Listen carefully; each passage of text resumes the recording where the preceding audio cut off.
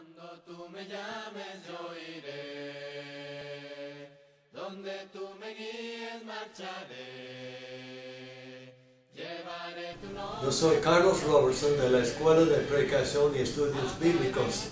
Les invito a estudiar con nosotros el Evangelio de Juan.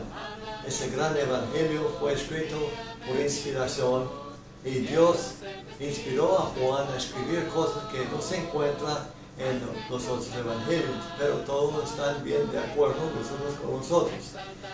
El fin de escribir ese libro, Juan declara, es para que tengan fe, y con esa fe que tengan vida eterna. Esperamos esa gran vida y esperamos que a través de ese estudio nuestra fe puede crecer y podemos compartir esa fe con otros almas.